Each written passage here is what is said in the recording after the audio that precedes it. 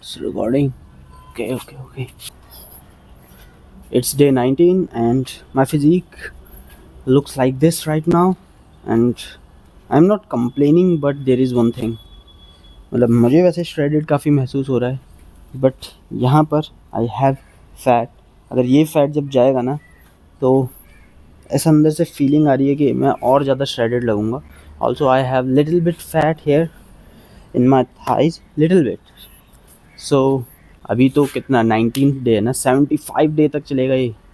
तो I am also very excited. आज मैं अपने घर नहीं हूँ, मैं अपने किन्हीं रिलेटिव्स के घर आया था. तो सुबह मैं जल्दी उठ गया और अभी मैं अपनी 45 मिनट की जो आउटसाइड वर्कआउट है ना, वो मैं यहाँ छत पे कर दूँगा. तो दिस इज़ द प्लेस जहाँ पे मैं अपनी आज की लेग वर्कआउट करने वाला हूँ. और ये इंडोर नहीं है भाई, ये आउटडोर है.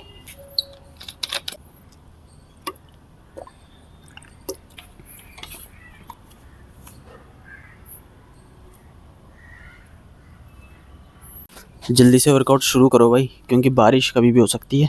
अभी पूरी लेग्स की वर्कआउट कंप्लीट करी है और आप दिख रहा है या नहीं, बट मुझे बहुत ज़्यादा पसीना आ रहा है.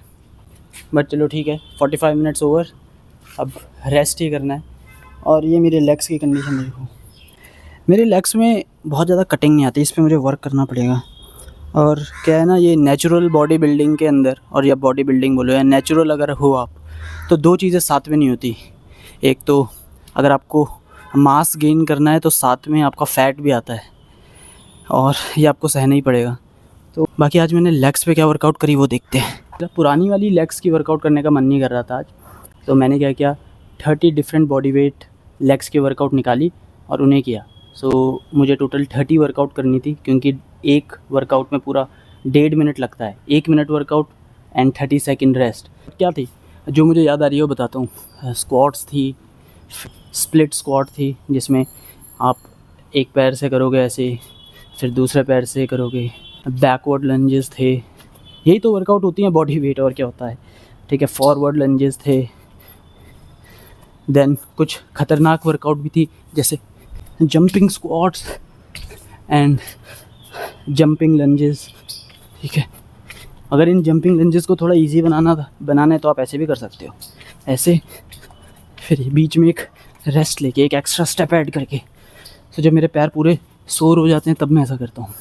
इसके अलावा बहुत सारी वर्कआउट थी जो लेट कर थी, लाइक ये ग्लूट ब्रिजेस. ठीक है, और फिर ये एक ऐसे करके भी ग्लूट ब्रिज था. Fire hydrant. So fire hydrant एक वर्कआउट थी ऐसे. ठीक है, फिर कुछ ऐसे. सो बहुत सारी वर्कआउट ऐसे नीचे बैठ कर भी थी, नीचे लेट कर भी थी. सो ये सब करके पूरी लेग की वर्कआउट कंप्लीट कर दी है. अब नेक्स्ट वर्कआउट मैं इंडोर करूँगा.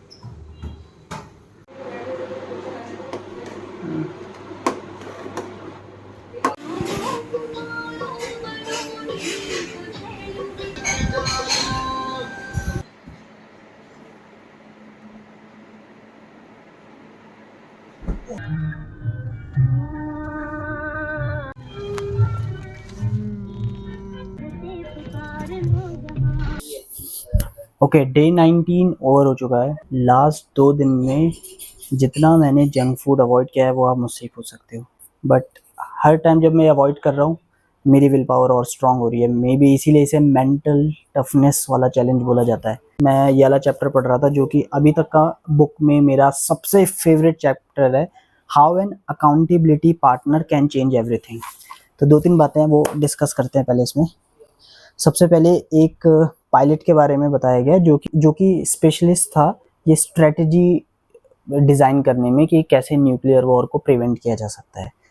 तो आपको पता ही है कि जो न्यूक्लियर मिसाइल का बटन जो होता है वो कंट्री के हेड पे होता है, प्रेसिडेंट पे या प्राइम मिनिस्टर पे, और कोई भी उसे प्रेस कर सकता है और करोड़ों लोगों की, लाखों लोगों की जान जा सकती है. इसने एक सजेस्ट किया तरीका, वो ये कि उसका जो कोड होगा, जो भी न्यूक्लियर मिसाइल का कुछ कोड में भी डालना पड़ेगा, तब आप स्टार्ट दबाओगे।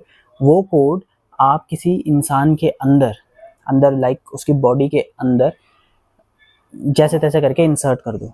सो अब अगर प्रेसिडेंट या प्राइम मिनिस्टर को वो कोड चाहिए होगा तो उसे अपने ही ऑफिस के उस आदमी को, जो भी उसके साथ रहेगा, मैं उसको मार कर वो कोड निकालना पड़ेगा।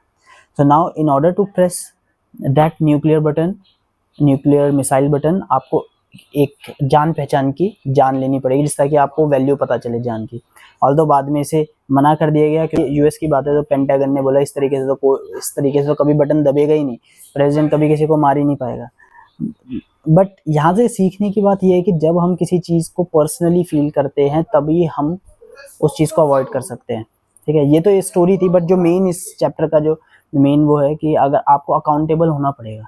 आप सपोज कोई हैबिट नहीं फॉलो कर पा रहे हो तो आपको किसी ना किसी को अकाउंटेबल बनाना पड़ेगा। फॉर एग्जांपल, अगर आप जिम जाना चाहते हो, जिस दिन आप जिम नहीं गए उस दिन आप 100 रुपये अपने भाई या बहन को दे दो, आप चांसेस बहुत ज़्यादा इंक्रीज हो जाएंगे कि आप जिम मिस ना करो।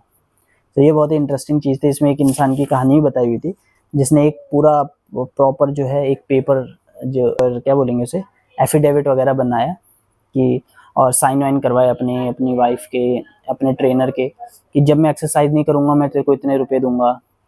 और अपने लिए भी कि जिस दिन मैं डाइट फॉलो नहीं करूँगा उस दिन मैं कुछ फ़नी कपड़े पहन के, जैसे स्पेशली हैट पहन के, जो नॉर्मल जो कपड़े पहनते हैं वो नहीं पहनूंगा, और एक हफ्ते तक ऐसे टेढ़े मेढ़े कपड़े पहनूंगा।